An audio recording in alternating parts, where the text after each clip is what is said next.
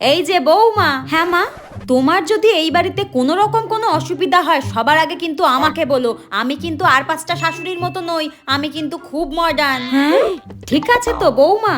আচ্ছা মা, আমি আবার এই পাড়ার দরজাল শাশুড়িদের মতো নই।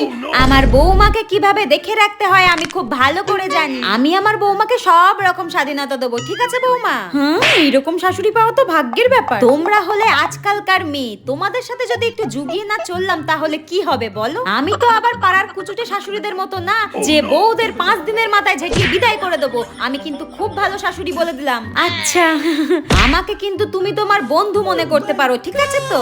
ওকে, তাহলে আমার একটা প্রশ্ন আছে। তা তুই বিয়ের আগে কটা প্রেম করেছিলিস? আমি তো এই বিয়েটার আগে 10টা প্রেম করেছি, তার মধ্যে একটাকে বিয়েও করেছি। তোর ছেলে সেকেন্ড নম্বর। হায় ভগবান, এ কোন মেয়েকে বাড়িতে ঢোকালাম? এই জন্য বলে ছেলের বউদের বেশি মাথায় তুলতে নেই।